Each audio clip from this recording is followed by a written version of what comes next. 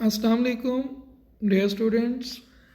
आज हम chapter 7 thermochemistry का लेक्चर नंबर 5 स्टार्ट करने लगे हैं।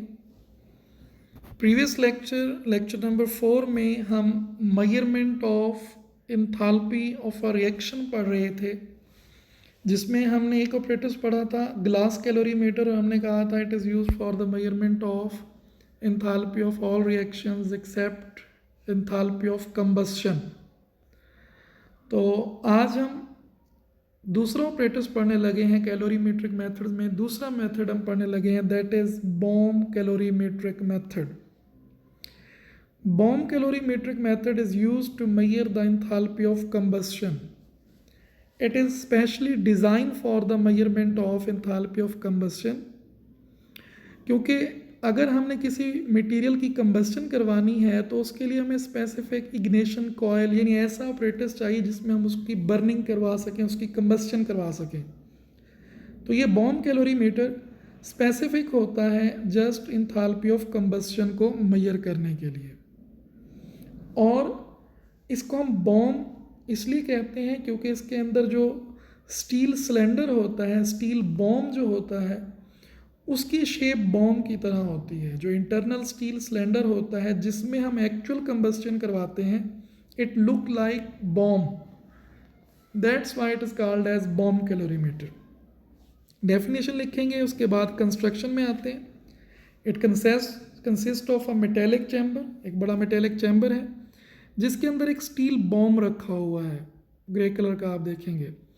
उसके साइड पे उसके ओपनिंग वॉल्व होते हैं, ओपनिंग नट्स होते हैं जिसको हम ओपन करते हैं और उसके अंदर हम रिएक्टेंट्स को रख देते हैं। रिएक्टेंट लाइक हमने फूड की या पेपर की, किसी भी मटेरियल की हमने एंथैल्पी ऑफ कंबस्शन मेजर करनी है तो उसको हम रख देते हैं।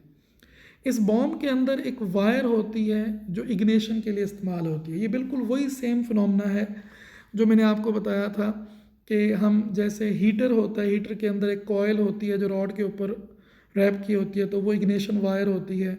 स्प्रिंग वाला जो बल्ब होता है उसके अंदर स्प्रिंग इग्निशन स्प्रिंग है। तो उसी तरह की एक वायर इस स्टील बॉम्ब के अंदर होती है जिसको हम ऊपर पॉजिटिव नेगेटिव टर्मिनल से कनेक्ट कर देते हैं।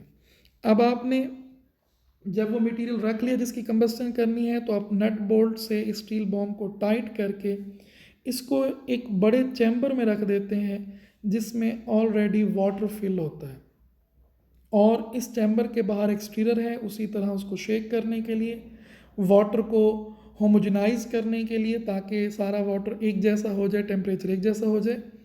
और तीसरा इसमें थर्मोमीटर है for the measurement of temperature. अब इसकी वर्किंग की अगर मैं बात करूं, पहले डेफिनेशन, दूसरा कंस्ट्रक्शन, तीसरा वर्किंग।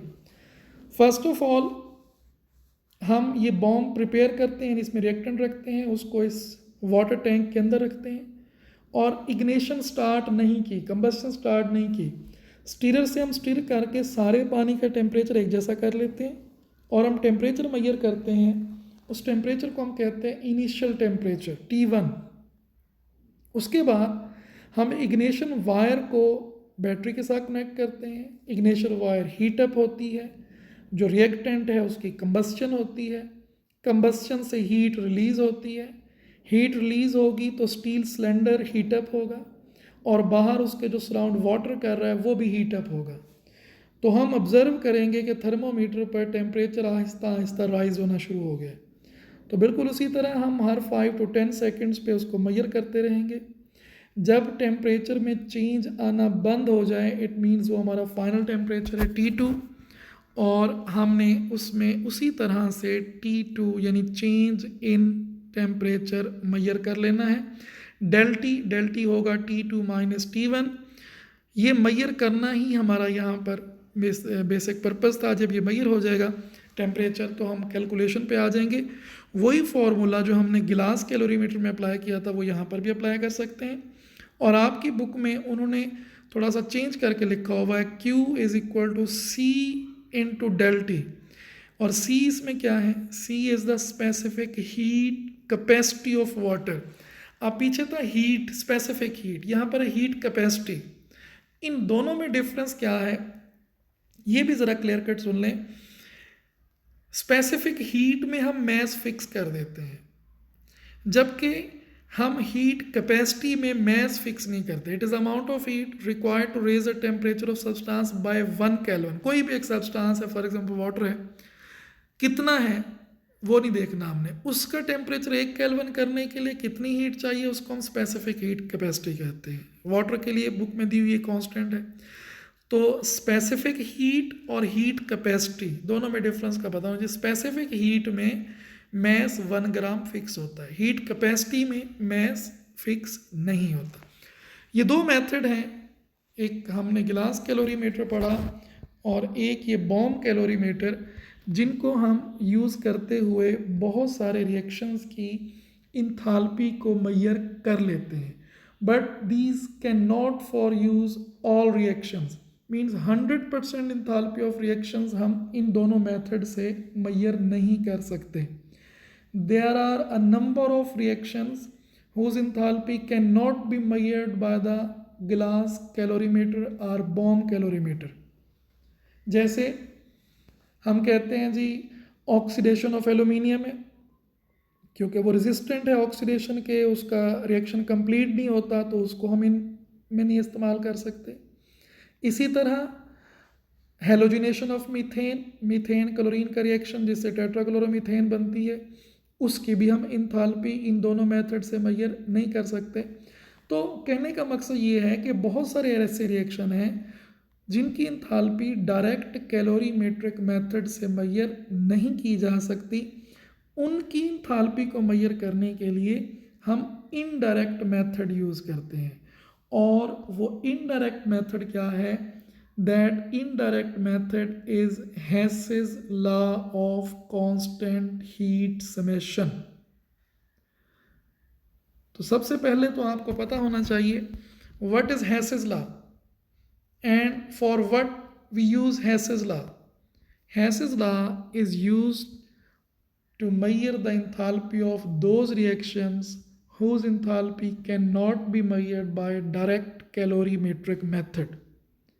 या ये उन रिएक्शंस के लिए भी इन्वॉल्व होता है जो एक से ज़्यादा स्टेप में होते हैं, जिनमें साइड प्रोडक्ट बन रहे होते हैं, जो कंप्लीट नहीं होते, उसके लिए हम इसको इस्तेमाल करते हैं।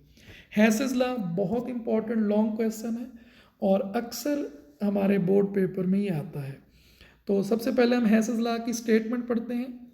If a chemical change takes place by the several different routes, the overall energy change is the same regardless of the route by which change occurs, provided the initial and final conditions remain same। इसको समझते हैं। If a chemical change means reaction takes place by several different route, means अगर कोई chemical reaction एक से ज़्यादा root से होता है, रूट मीन्स मैकेनिज्म, यानी कोई एक स्टेप में हो रहा है वही रिएक्शन 3 स्टेप में हो रहा है, वही रिएक्शन 5 स्टेप में हो रहा है, तो ये डिफरेंट रूट हो गए। The overall energy change is same. Energy change means energy release और एब्जॉर्ब। ओवरऑल जो एनर्जी रिलीज या एब्जॉर्ब होगी वो सेम होगी। मतलब एक रिएक्शन सिंगल स्टेप में होता है, जितनी एनर्जी रिलीज या एब्जॉर्ब होगी, अब वही रिएक्शन अगर 3 स्टेप में होता है तो 3 स्टेप्स की टोटल एनर्जी भी उतनी ही होगी जितनी वो पहला सिंगल स्टेप वाला था। यही रिएक्शन अगर 5 स्टेप में होता है तो 5 स्टेप्स की एनर्जी भी वही होगी जो सिंगल स्टेप वाली थी। मीन्स वे चेंज होने से, रूट चेंज होने से ओवरऑल एनर्जी पर कोई फर्क नहीं पड़ता। लेकिन इसकी कुछ कंडीशंस हैं। क्या कंडीशन है?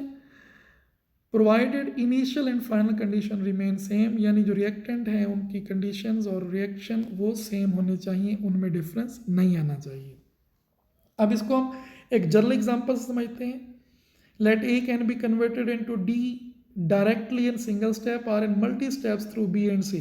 हमारे पास एक रिएक्टेंट है ए, उसको डी में कन्वर्ट करना है। एक तो वे है कि हम डायरेक्ट ए से डी में चले जाते हैं, जितनी हीट रिलीज होती है उसको हम डेल एच कहते हैं। दूसरा वे है ए पहले बी में कन्वर्ट होता है, इस स्टेप में जो एनर्जी रिलीज या एब्जॉर्ब हो रही है उसको डेल एच 1 कहते हैं। बी फिर सी में कन्वर्ट हो रहा है, इसमें जितनी एनर्जी रिलीज या एब्जॉर्ब होती है उसको डेल एच 2 कह रहे हैं। सी डी में कन्वर्ट हो रहा है, इस वक्त जितनी एनर्जी रिलीज हो रही है तो उसको डेल एच 3 कहते हैं।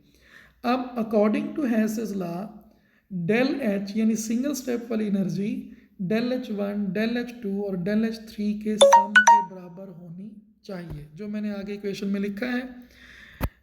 हैसेस law, del H is equal to del H one plus del H two plus del H three, ये मिसिंग है, डेल एच थ्री है, तो ये सब के इक्वल होनी चाहिए। ये डेफिनेशन और एग्जाम्पल आपने याद करनी है। What is हैसेस law, sorry example तो अभी मैंने कोड नहीं की। हैसेस लॉ और उसकी general statement, what is statement और आगे उसकी मैथमेटिकल फॉर्म एक जनरल रिएक्शन में कि ए डी में हुआ, फिर ए बी सी से डी में कन्वर्ट हुआ, ये एक स्टेप हो गया। Give the statement and general explanation of the हैसेस law. उसके बाद फिर हम इसकी दो एग्जांपल्स पढ़ते हैं। हैसेस लॉ की दो एग्जांपल्स हमने पढ़नी है।